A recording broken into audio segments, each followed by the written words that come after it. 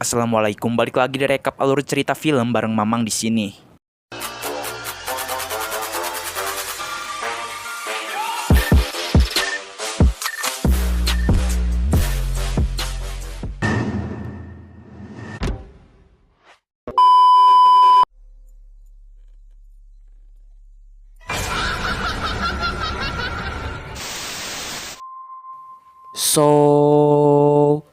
Kali ini Mamang bakal bahas film yang berjudul Kuntilanak. Film yang tayang pada lebaran tahun 2018 yang menceritakan tentang perjuangan 5 bocil untuk selamat dari teror kuntilanak. Langsung aja sediain 9 terbaik kalian biar makin enjoy nontonnya. Dan mari sama-sama kita bilang, hayu meluncur.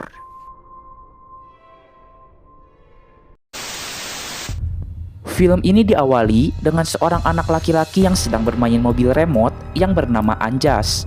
Tiba-tiba, ia mendengarkan suara ibunya yang baru saja meninggal beberapa hari yang lalu di dalam sebuah cermin yang tertutupi oleh kain. Ia pun segera menghampiri ayahnya karena ia sedang sangat rindu kepada ibunya. Anjas pun meminta maaf karena dirinya memaksa ingin dibelikan mobil remote sehingga pada waktu itu ibunya mengalami kecelakaan dan meninggal. Ayahnya mengatakan jika itu sudah takdir, maka dari itu Anjas tidak perlu merasa bersalah lagi. Setelah itu ayahnya pun menyuruh Anjas untuk segera tidur ke kamar. Anjas tidak mau, ia merasa kesepian dan masih ingin bersama ayahnya. Ayahnya pun marah dan membentak Anjas agar segera pergi ke kamar.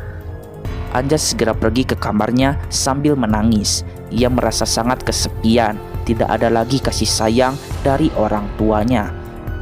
Untuk meluapkan emosinya, ia segera menggambar sosok ibunya. Dan tiba-tiba terdengar kembali suara ibunya memanggil-manggil nama Anjas. Ternyata suara itu berasal dari dalam cermin. Di atas cermin itu terdapat tulisan Jawa kuno. Anjas yang bisa bahasa Jawa kuno segera membacanya. Dan setelah dibaca, tiba-tiba datanglah ibu Anjas yang sedang duduk di depan cermin itu. Anjas sangat senang dan segera memeluk ibunya. Anjas mau ikut ibu? Mau.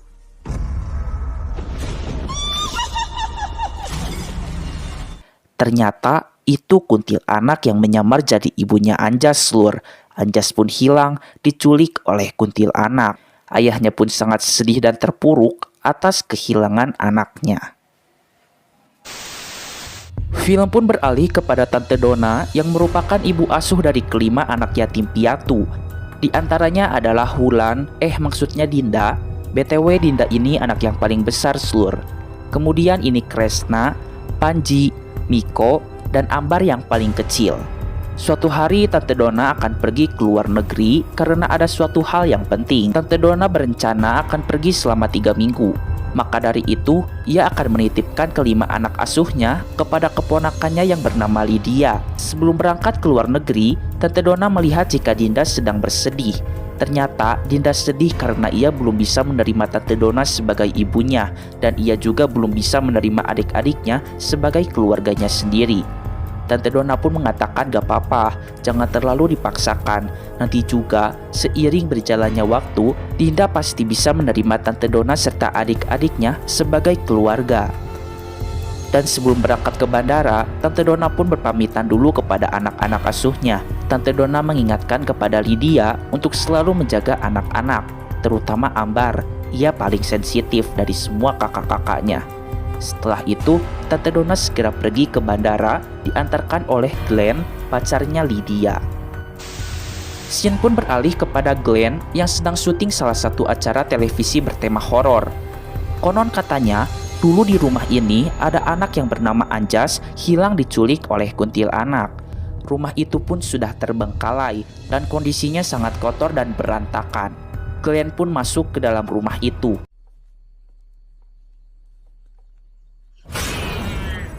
Betapa terkejutnya ia ketika ada seekor kucing lompat dari tangga. Setelah selesai syuting, Glenn ditelepon oleh Lydia. Lydia meminta kepada Glenn untuk membeli cermin di pasar. Soalnya cermin Tante Dona sudah retak. Ia berniat akan membuat surprise ketika nanti Tante Dona pulang. Dan kebetulan Glenn melihat ada sebuah cermin di halaman rumah itu. Cermin tersebut terlihat masih bagus dan sangat antik. Maka dari itu, Glenn segera membawa cermin itu. Karena cermin ini akan dijadikan surprise, maka Glenn dan Lydia memutuskan untuk menyimpan cerminnya di dalam gudang dan ditutupi oleh kain. Di kamar, Miko yang suka dengan hal-hal mistis pun terlihat sedang membaca buku tentang kuntilanak. Kuntilanak menginginkan anak kecil. Ia akan menculik anak kecil yang secara sadar mau diajaknya. Anak-anak yang suka keluar setelah maghrib, anak-anak yang tidak patuh kepada orang tua, terutama anak yang kesepian dan membutuhkan kasih sayang ibu. Anak-anak itu akan dijadikan sebagai pengganti anaknya kuntilanak yang meninggal dalam kandungan. Tiba-tiba, pintu terbuka dengan sendirinya.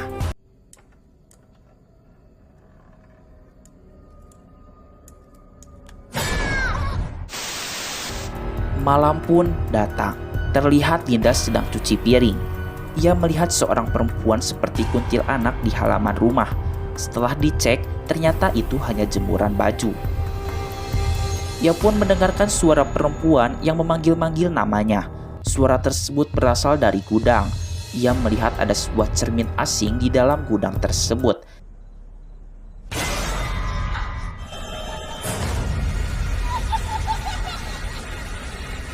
Karena Dinda sudah ketakutan, ia segera keluar dari gudang tersebut. Keesokan harinya, mereka berlima sedang bermain bersama. Yah, namanya juga bocil, di tengah-tengah permainan mereka malah berantem slur. Untungnya Lydia datang, dan Lydia segera menasehati mereka berlima. Keluarga itu nomor satu, sudah seharusnya mereka saling menghargai dan menghormati, ucap Lydia. Malam harinya, Dinda terbangun di tengah malam. Ia pun melihat dirinya sendiri sedang menyisir rambut.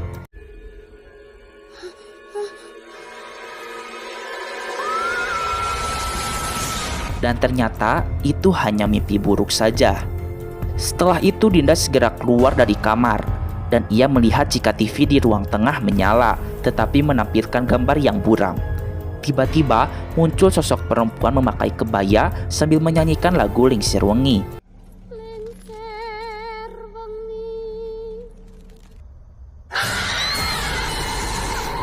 Dan ya, itu hanya mimpi lagi slur. Di samping itu, Panji dan Kresna pun terbangun dari tidurnya. Mereka terbangun gara-gara mendengarkan suara kuku yang mencakar-cakar kayu. Dan benar saja slur, keesokan harinya, Lydia marah-marah karena kayu lemari milik tantenya menjadi rusak karena ada bekas cakaran. Lydia pun menyalahkan para anak-anak dan ia tidak mau terlibat dalam masalah ini. Padahal cakaran itu bukan ulah kelima anak itu slur, tetapi ulah kuntilanak. Pada siang harinya, mereka berlima pun main di rumah pohon. Tiba-tiba Miko datang sambil menunjukkan sebuah buku yang menarik, yaitu buku tentang mitos dan makhluk gaib. Miko pun menunjukkan gambar tangan kuntilanak, dan ia menjelaskan jika kuntilanak bisa memejamkan tangannya sendiri dan kukunya sangat tajam sehingga kuntilanak bisa mencakar apa saja yang ia mau. Miko pun curiga jika lemari tadi dicakar oleh kuntilanak. Ia pun menerangkan kembali jika kuntilanak akan menculik anak kecil untuk diambil jiwanya, dan anak kecil yang diculik akan disembunyikan di tempat persembunyiannya. Panji pun bertanya, apakah anak yang diculik kuntilanak bisa kembali dan selamat? Miko menjawab bisa, tapi kadang-kadang tempat baliknya itu aneh-aneh. Ada yang di kandang ayam, di atas pohon, dan juga ada yang gak bisa balik lagi.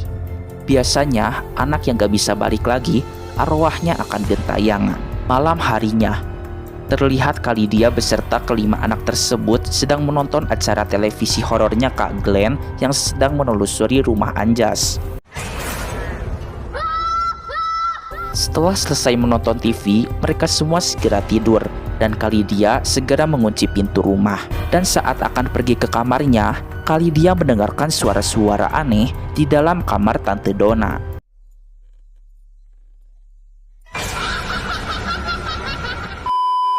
Scene pun beralih kepada Miko yang terbangun dari tidurnya gara-gara ada suara yang memanggil-manggil namanya. Pintu kamar pun terbuka dengan sendirinya. Ia segera menutup pintu kamar. Tiba-tiba, kaki kuntilanak itu masuk ke dalam kamar. Miko sekuat tenaga untuk menutup pintu itu, Tapi kuntilanak itu pun menahan juga dan berusaha untuk memasuki kamar. Akibat teriakan Miko, semua orang pun segera datang menghampiri Miko. Kali dia mengatakan jika Miko hanya mimpi buruk saja, dan ini semua gara-gara Miko yang terlalu sering membaca buku-buku horor misteri. Keesokan harinya, Lydia memanggil Glenn untuk meminta bantuan agar cermin yang kemarin niatnya dijadiin surprise buat Tante Donna untuk segera dipasang saja karena cermin Tante Donna yang sekarang sudah pecah sangat parah. Setelah itu, Glenn pun mengatakan jika acara TV horornya kemarin malam mendapatkan rating yang tinggi. Maka dari itu, bosnya Glenn mengadakan sayembara. Barang siapa yang mendapatkan foto sosok kuntilanak di rumah horor tersebut, maka ia akan mendapatkan hadiah uang sebesar 10 juta dan bonusnya ia akan diundang di acara TV horor episode selanjutnya. Singkatnya, 5 bocil itu pun mendapatkan kertas sayembara itu. Kresna pun menantang semuanya untuk mengikuti sayembara ini. Kebetulan, sekarang lagi liburan musim panas, ucap Kresna. Yah, namanya juga bocil, rasa gengsi mereka tinggi-tinggi banget. Jadi mereka semua pun setuju karena takut dianggap sebagai penakut.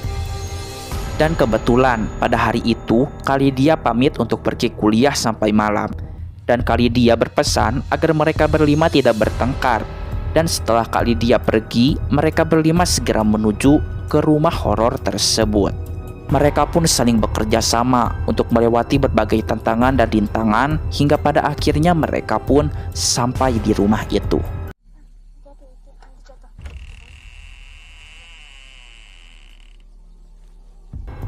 Setelah memasuki rumah itu, mereka segera bersiap-siap untuk memotret sosok kuntilanak. Dinda pun melihat ada sebuah buku. Di dalam buku tersebut terdapat bacaan Mangku Jiwo. Ia pun melihat ada gambar sosok kuntilanak, dan di samping gambar kuntilanak terdapat tulisan Wangsit. Miko mengatakan jika orang yang bisa memanggil kuntilanak hanya orang yang memiliki wangsit. Wangsit itu seperti bakat yang kadang orang yang mempunyainya pun tidak menyadarinya, ucap Kresna. Kemudian Dinda menelusuri rumah itu, dan tiba-tiba muncul banyak patung anak kecil di belakang tubuh Dinda. Anjas pun ada di antara patung-patung anak kecil itu. Anjas meminta tolong kepada Dinda, lalu mata Anjas pun berputar sambil memperlihatkan gambar paku kepada Dinda. Dinda pun ketakutan karena patung-patung itu menyerbu dirinya. Dan tak lama dari itu, seketika semua patung anak kecil itu pun hilang. Di sisi lain, Panji melihat ada mobil remote. Panji pun berusaha mengambil mobil remote itu. Tiba-tiba Anjas pun datang dan memberikan mobil remote-nya kepada Panji. Ia pun mengatakan soalnya ia sudah tidak bisa memainkan mobil remote itu lagi. Tiba-tiba Anjas pun memutar matanya lagi dan memperlihatkan gambar hutan kepada Panji. Dan karena mereka sudah ketakutan dan juga hari sudah mulai gelap, mereka semua segera pulang ke rumah. Ternyata ayahnya Anjas masih hidup, Slur, dan dari tadi ia memperhatikan kelima bocil tersebut. Saat di pertengahan jalan pulang, Panji kebelet pengen pipis, dan pada saat pipis, tiba-tiba mulutnya dibekam oleh ayahnya Anjas. Ia pun marah mengapa mobil remote anaknya diambil oleh Panji. Panji mengatakan jika ini pemberian dari Anjas. Ayahnya Anjas sangat senang. Ia mengira jika Anjas masih hidup, sehingga ia meminta tolong kepada Panji untuk memberitahu di mana Anjas sekarang. Tak pakai lama, Panji segera menggigit tangan ayahnya Anjas, dan ia segera kabur dan memberitahu kepada teman-temannya ada orang gila botak yang sedang mengejar mereka. Malam pun tiba. Ambar sangat rindu kepada Tante Donna. Maka dari itu, ia pun memutuskan untuk tidur di kamarnya Tante Donna. Tiba-tiba, Tante Donna datang. Ambar sangat senang. Ambar mau ikut mama. Mau, Mama.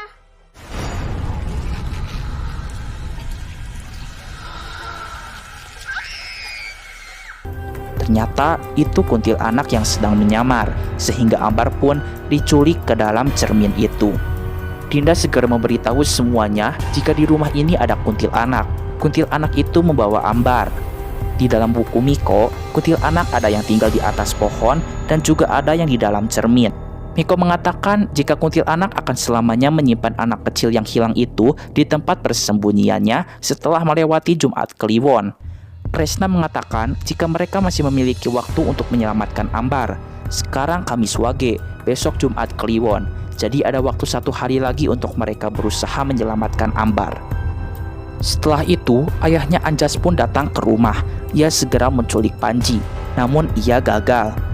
Ia pun bertanya, mengapa mereka membawa cermin ini? Cermin ini sarang kuntilanak. Dinda mengatakan jika Ambar dan Anjas sedang terkurung di dalam cermin itu.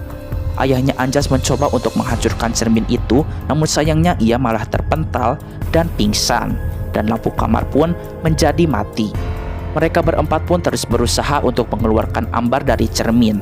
Mereka pun membawa cermin itu ke tengah rumah agar tidak gelap. Setelah itu mereka segera berteriak kepada kuntilanak itu agar segera mengembalikan Ambar. Kuntilanak itu pun datang dan mereka berempat jatuh terbanting ke lantai dan lampu pun menjadi mati.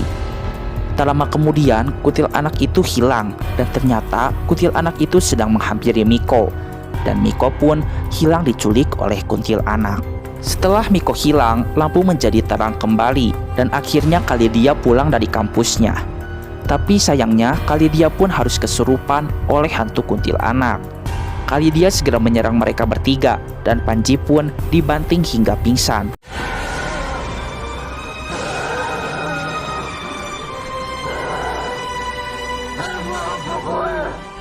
Untungnya Kak Glenn datang ke rumah juga sehingga ia bisa mengatasi Kalidia yang sedang kesurupan. Kini tinggal Dinda dan Kresna yang tersisa. Miko yang berada di dalam kaca pun memberikan petunjuk kepada mereka berdua untuk membaca tulisan ukiran kayu di bawah cermin itu. Tulisan itu berbahasa Jawa kuno. Kresna yang bisa membaca aksara Jawa kuno mengatakan sing kuat sing melihara. Tapi tidak terjadi apapun gara-gara Kresna tidak memiliki wangsit. Dan saat Dinda sedang mencoba mengatakan sing kuat sing melihara, tiba-tiba paku yang berada di kepala patung cermin itu terbuka.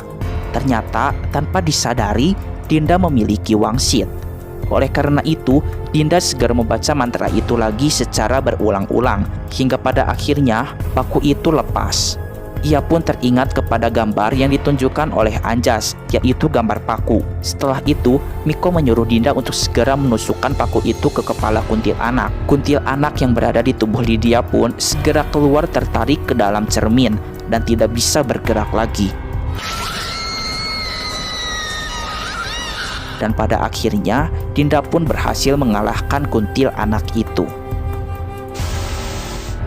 Pagi harinya mereka segera mencari Miko dan Ambar. Ambar pun ditemukan di atas pohon dan Miko ditemukan di kandang ayam. Setidaknya gambar petunjuk yang diberikan oleh Anjas bisa menolong ayahnya untuk menemukan jasadnya. Dan kini Dinda pun sudah bisa menerima Tante Donna sebagai ibunya, serta bisa menerima adik-adiknya sebagai keluarganya sendiri. Di akhir film, terlihat cermin sarang kuntilanak itu berada di toko barang antik. Dan film pun selesai. Nah, itu dia seluruh alur cerita dari film ini. Intinya dengan kebersamaan, kita bisa melewati segala tantangan dan rintangan yang ada.